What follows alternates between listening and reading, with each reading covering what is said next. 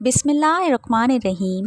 السلام علیکم ناظرین، بعثت سے 2 سال پہلے حارث بن ابی زرار کے ہاں ایک بیٹی نے جنم لیا تھا جس کا نام برا رکھا گیا۔ برا پہلے دن سے ہی حسن بے مثال رکھتی تھی، جو ایک بار دیکھ لیتا پھر چہرے سے نظریں نہ ہٹا پاتا۔ حارث بن ابی زرار بن مستلق کا سردار تھا۔ جو برا جوان ہو رہی تھی، اس کے حسن و جمال میں خوب نکھار آتا جا رہا تھا۔ یہ والدین کی خوب لاڈلی تھی کہ جو منہ سے کہہ دیتی والدین فوراً پورا کر دیتے۔ وقت بڑی تیزی سے برا کو بلوغت کی سرحدوں کے قریب لے جا رہا تھا۔ اب اس کی والدین اس کی شادی کی فکر کرنے لگے۔ برا اب اس قابل ہو چکی تھی کہ اس کی شادی کر دی جاتی۔ انہی دنوں ایک روز جب حارث بن زرار اور اس کی بیوی دونوں آپس میں بیٹھے یہی باتیں کر رہے تھے، قبیلے کا ایک مشہور شخص صفوان آ گیا، جس نے ان سے برا کو اپنے بیٹے مصافہ کے لیے مانگ لیا۔ دونوں ماں باپ اس پیشکش پر بہت خوش ہوئے اور انہوں نے فوراً یہ رشتہ برا کے لیے قبول کر لیا، اور جلد ہی برا اور مصافہ رشتہ ازدواج میں منسلک ہو گئے۔ کچھ عرصہ تو یہ دونوں بہت خوش و خرم زندگی گزارتے رہے، مگر پھر ایک رات برا اپنی خوابگاہ میں آرام کر رہی تھی کہ اس نے دیکھا کہ یثرب کی طرف سے چاند چلتا آ رہا ہے، یہاں تک کہ وہ اس کے قریب آیا اور اس کی آغوش میں اتر گیا۔ برا نے اتنا ہی دیکھا تھا کہ فوراً اس کی آنکھ کھل گئی۔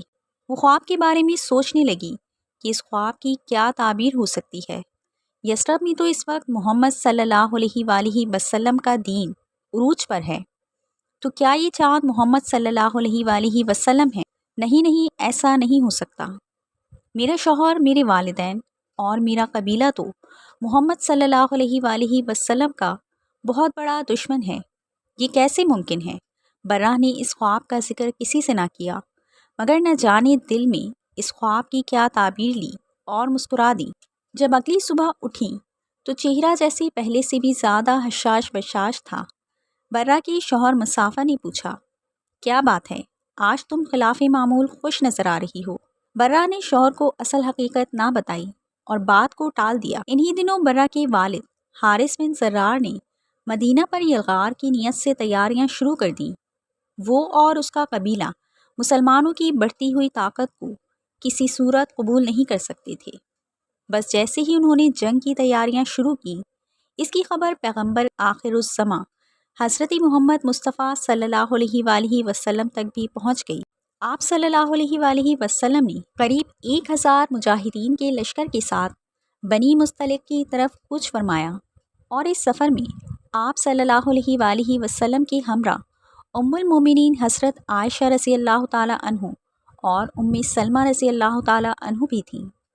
دوسری طرف حارث بن زرار اور اس کے قبیلے کو جو ہی پیغمبر اسلام کے لشکر جریر کی خبر ملی تو انہوں نے راہ فرار اختیار کرنے میں ہی عافیت سمجھی، مگر قبیلے میں موجود چند افراد نے صفی باندھی اور مسلمانوں پر تیروں کی برسات شروع کر دی۔ انہوں نے خوب ڈٹ کر مقابلہ کیا، لیکن لشکر اسلام کے سامنے زیادہ دیر قائم نہ رہ سکے اور میدان چھوڑ کر بھاگ کھڑے ہوئے۔ ان کے 10 لوگ واصل جہنم ہوئے، جن میں برا کا خاوند مصافہ بن صفوان بھی تھا، اور 2000 اونٹ، 5000 بکریاں مال غنیمت میں ملیں، اور 200 گھروں کے کم و بیش 600 مرد، عورتیں اور بچے اسیر ہوئے، جن میں اہم ترین شخصیت رئیس قبیلہ کی بیٹی برہ بھی تھی۔ مال غنیمت کو مجاہدین میں بانٹ دیا گیا اور قیدیوں کو لوگوں میں تقسیم کر دیا گیا، اور برہ بنت حارث حضرت ثابت بن قیس بن شماس رضی اللہ تعالیٰ عنہ اور ان کے چچا زاد بھائی کے حصے میں آ گئی۔ برہ نے حضرت ثابت سے کہا کہ میں مکاتبہ بننے کے لیے تیار ہوں، یعنی آپ جو رقم چاہتے ہیں میں آپ کو دوں گی، مگر اس کے بدلے آپ مجھے آزاد کر دیں گے۔ چنانچہ حضرت ثابت نے برہ سے کہا، ٹھیک ہے، آپ مجھے 9 اوقیہ سونا دے دیں، میں آپ کو آزاد کر دوں گا۔ اب یہ معاملہ تو طے ہوا، مگر برہ کے پاس دینے کے لیے اتنا سونا نہیں تھا۔ برہ نے سوچا، میرے پاس تو اتنا سونا نہیں ہے، کیوں نہ میں ان کے نبی صلی اللہ علیہ وآلہ وسلم کے پاس اپنی عرض لے کر جاؤں۔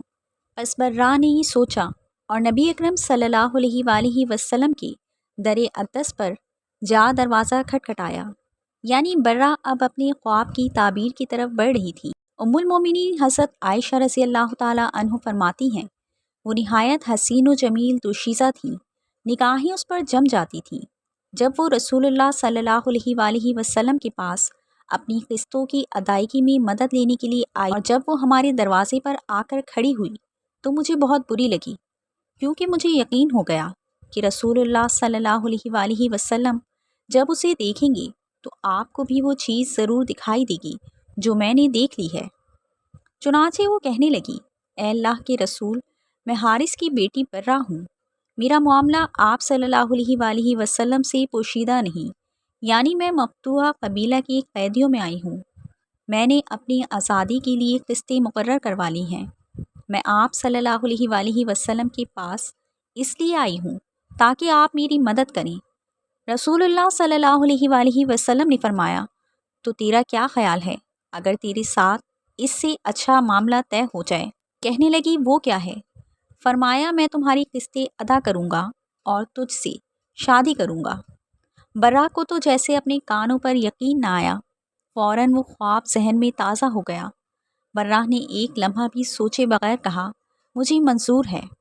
حضرت عائشہ رضی اللہ تعالیٰ عنہ فرماتی ہیں، جب لوگوں کو پتہ چلا کہ حضور نبی کریم صلی اللہ علیہ وآلہ وسلم نے برہ سے شادی کر لی ہے تو برہ کے قبیلے کے جتنے بھی مرد و خواتین غلام تھے سب کے سب آزاد کر دیے گئے، اور صحابہ کرام رضی اللہ تعالیٰ عنہ کہنے لگے، یہ تو رسول اللہ صلی اللہ علیہ وآلہ وسلم کے سسرالی رشتہ دار ہیں، یہ غلام نہیں ہو سکتے۔ پھر حضرت عائشہ رضی اللہ تعالیٰ عنہ فرماتی ہیں، تو ہم نے اپنی قوم کے لیے اس خاتون سے زیادہ کوئی بابرکت خاتون نہیں دیکھی، جس کے سبب بنو مستلق کے سینکڑوں گھرانوں میں رہنے والوں کو آزادی ملی۔ یعنی رسول اللہ صلی اللہ علیہ وآلہ وسلم کے ہر عمل کے پیچھے کیا راز پوشیدہ ہے، یہ اللہ اور اس کا رسول ہی بہتر جانتے ہیں۔ ناظرین، یہ برہ کون تھی؟ آج اس برہ کو زمانہ ام المومنین حضرت جویریہ بنت حارث رضی اللہ تعالیٰ عنہ کے نام سے جانتا ہے۔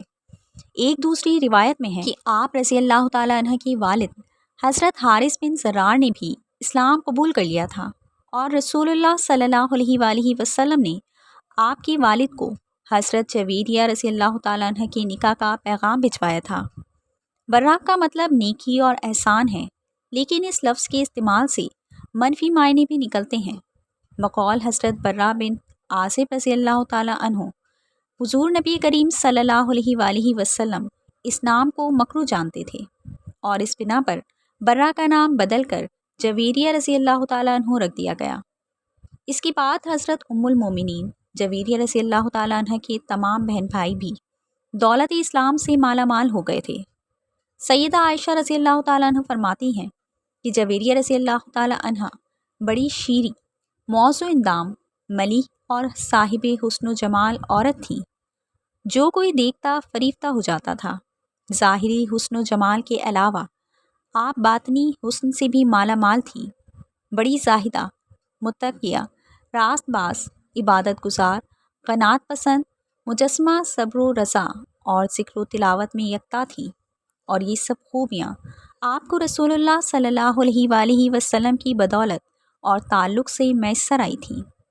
دعا ہے اللہ رب العزت ان پر اپنی بے حساب رحمتوں کا نزول فرمائے، آمین۔ ناظرین، ویڈیو اچھی لگی ہو تو اسے لائک اور چینل کو سبسکرائب کر دیجیے، اور ساتھ میں لگے بیل آئیکن کے بٹن کو پریس کر دیجیے۔ شکریہ۔